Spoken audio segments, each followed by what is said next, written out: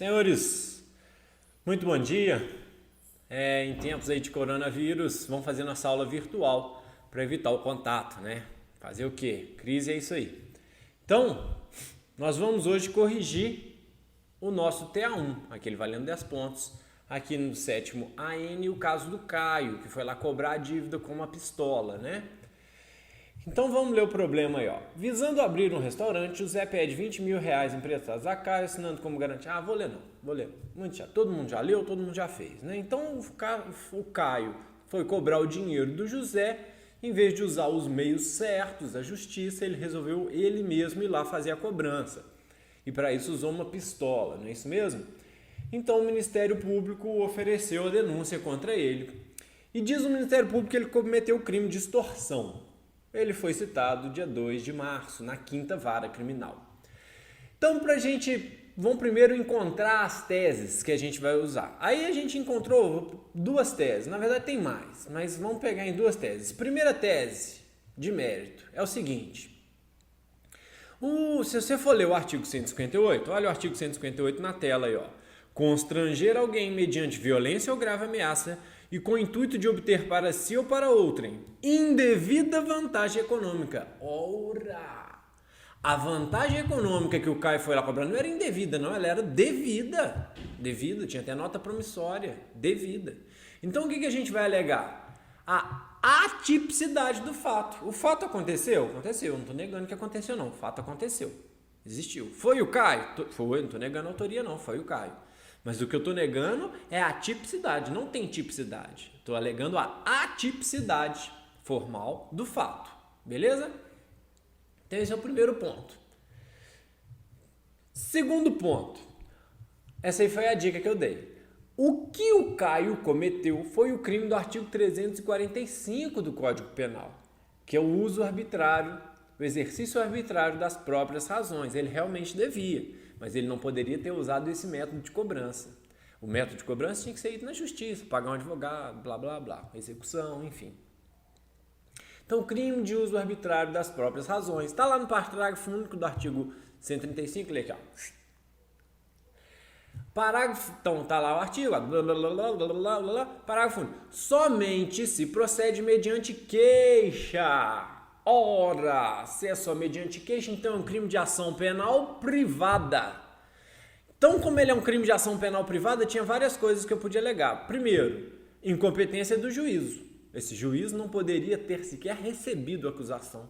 Falta pressuposto processual.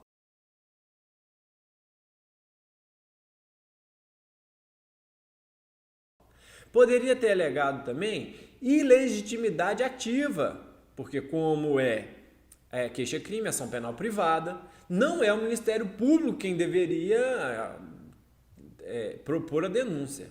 Deveria ser a parte, o advogado da parte. Mas o principal é a decadência do direito de queixa. Ora, passaram mais de 6 meses, vê quando que foi. Foi dia 24 de maio o fato. 24 de maio. E a citação, o recebimento da inicial, dia 2 de março. Então, 24 de maio mais 6 meses, 24 de novembro, aconteceu a decadência.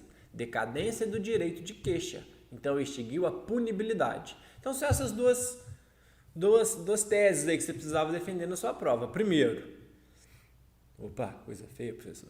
Primeiro, a atipicidade do fato, a atipicidade do crime de extorsão mediante emprego lá qualificado por arma de fogo. A atipicidade. Segundo, já decaiu o direito de queixa, porque esse crime, na verdade, não é extorsão, é uso arbitrário das próprias razões, e para esse crime, mediante queixa, ação penal privada, já decaiu, porque já passou 6 meses. Beleza? Tranquilinho, gente? Então, era só isso. Eram só essas duas. A outra coisa. Então, cada um tem um pedido relacionado. O pedido da primeira é que o fato não existiu, ou que o fato não constitui crime, né? Existiu, mas não constitui crime. E o segundo é a extinção de punibilidade, a extinção da punibilidade pela decadência do direito de queixa. O outro pedido que a gente não podia esquecer, que tem que ter sempre, que é da intimação das testemunhas. Tranquilo? Data, prazo. Vê o que está escrito aqui, ó. Redija no último dia. Então você precisava saber qual que é o último dia. Ó, ele foi citado dia 2 de março. 2 de março? Ô, gente, a gente tem que pensar que a nossa prova estava marcada para dia 6 de março, por isso que eu não escrevi que era uma segunda-feira. Né? Tá muito perto. 2 de março, segunda-feira. Então o prazo começa a contar no dia 3 normalmente. Lembrando que quando começa assim é só somar 10. 2 de março mais 10, 12 de março. Mas se você não acredita muito, quiser fazer a conta, conta. 2, exclui o primeiro. 3, 4, 5, 6, 7, 8, 9, 10, 11, 12. 12 de março. Como a gente está fazendo a prova no dia 13 de março, 12 de março é uma quinta-feira, não é final de semana, pode terminar no dia 12 de março. Prazo, então, 12 de março. Advogado OAB e rol de testemunhas. Beleza? Então vamos começar a fazer nossa peça, então? Vamos lá? Gente, essa prova aí eu peguei nem fiz, eu peguei a da Sabrina, que tirou nota 10. Vamos começando a escrever aí, ó. O endereçamento para a 5ª Vara Criminal da comarca, não fala qual comarca. Então, excelentíssimo senhor doutor, juiz de direito da 5ª Vara Criminal da comarca de Deixa em Branco. Processo número. Lembra de saltar o espaço, muita gente esqueceu de saltar esse espaço. No mínimo 5 linhas, tem gente que pede 8, tem gente que pede 10. Aí vem aquela inicial, o preâmbulo. Caio, nacionalidade, estado civil, profissão, RG tal, CPF tal, deixa em branco. Residente domiciliado em tal. Vem por meio do seu advogado, fulano, deixa em branco. OAB número, em branco. Com procuração em anexo, apresentar, numa linha só dele, centralizado, resposta à acusação. Na outra linha, com base nos artigos 396 e 396-A do Código Processual Penal, pelas razões de fato e de direito apresentadas a seguir. Dos fatos. Um breve relato dos fatos, né, gente? No dia 24 de maio de 2019, Caio foi até o restaurante de José portando uma pistola para cobrar uma dívida devida. José ligou para a polícia noticiando o fato. A polícia instaurou o inquérito policial e encaminhou para o Ministério Público. O Ministério Público ofereceu denúncia em face de Caio pela prática do crime de extorsão qualificada pelo emprego de arma de fogo. Após o recebimento da denúncia, foi realizada a citação do réu no dia 2 de março. Nos fatos, bem simplesinho. Do direito. Então, primeira coisa que a gente vai alegar, a tipicidade da conduta.